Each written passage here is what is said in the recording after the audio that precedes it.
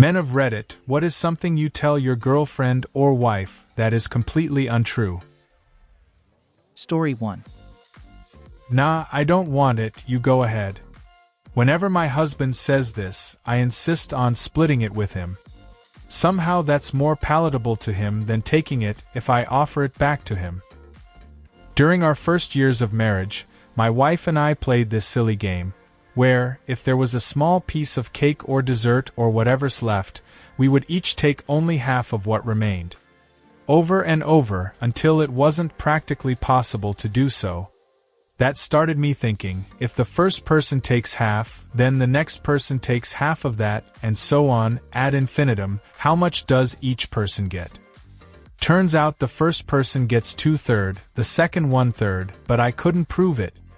A few years later, while reading a recreational math book, yes, there are such things, I found a proof for this.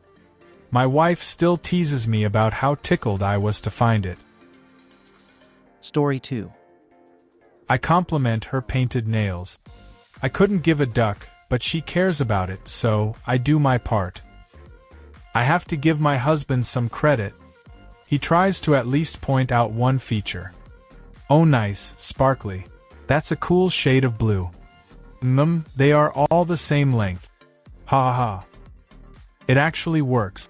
I went from, they look beautiful to adding some detail about them, they are such a good bright color of red. They are blending so well, etc. And it has made a huge amount of difference in my wife's expression. She has become excited about showing off more things like her hair treatment or styling, or her new cream, and what it does. She looks so happy doing all that. I think both men and women should do this. Your man plays a sport. Go watch him if he's okay. And listen to him and appreciate it. Your woman loves doing her nails, notice it. Takes just a few minutes of your effort, but makes your spouse feel so much nicer. I don't know, I'm projecting. For when I will get a spouse. Ha ha ha. Laughing my bass out. My girlfriend had her eyebrows done yesterday, and I compliment that for a third time today. She's so happy and I actually can't tell difference. I remember being very young, not even tall enough for my eyes to be over the counter yet. But my mom got home from a haircut and was showing it off, and my dumb little boy brain went, but it looks the same. Luckily my parents laughed it off, and then a little later that night my dad pulled me aside to be like, look son, sometimes women do stuff you won't understand. Just compliment them and be supportive, even if you don't know what you're supporting. That lesson has stuck with me through life, and my female friends always say how nice I am. Ha. Story 3. That the dog and I didn't have our evening treats yet. I choose to imagine both you and the dog following your wife into the kitchen, and looking up at her from the floor and whining with big sad, hopeful eyes. She rolls her eyes and says, "Oh, fine," and tosses the dog a rawhide chew, and you a 16-ounce beer from the fridge.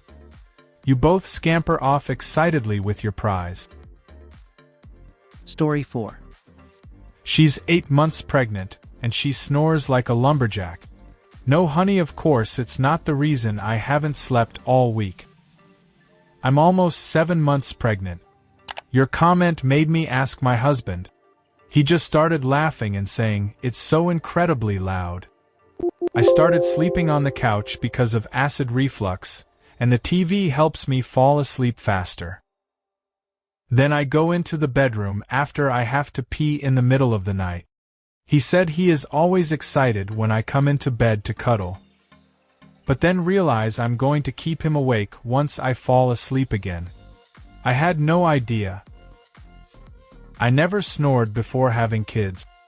Pregnancy snores just never left. My kids are 6 and 3, and I still snores like I did when I was pregnant. If she sleeps with the pillow starting under her shoulders, or tucks a small pillow or rolled up throw blanket under her neck so her head is tilted back, it'll help keep her airway open. Like how you tilt a person's head back to do CPR. I've never been pregnant, but I have been fat. And as soon as I started to drift off, I'd start snoring so loud I'd wake myself up. Keeping my head tilted fixed that. Well, losing the weight did, but the tilt let me sleep until that happened. Story 5. I am going to get flack for this one, but I will agree she looks like she's lost weight. When she asks specifically, here's the thing for me, I like her body the best now. All the weight she's put on since we've been together has gone to the best places. Belly, base, and jubes. And she's hotter than ever to me. I literally can't keep my hands off her. I have to force myself to not constantly make it about beep when I'm in her presence. Because every time I catch a glimpse, I'm like a teenage boy again.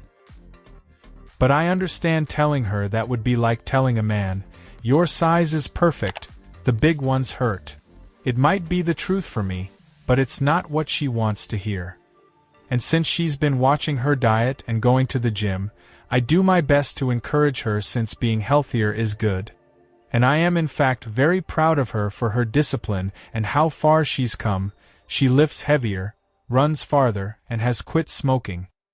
All her huge accomplishments have made her more attractive overall, no matter what number is on the scale. My God, though, that thick body has me completely dumb. I'd be fine if she never lost another pound. Right now, I'm 10 pounds more than I want to be. I'm 48, had 4 kids, all C-sections, and am in perimenopause, so feeling fantastic.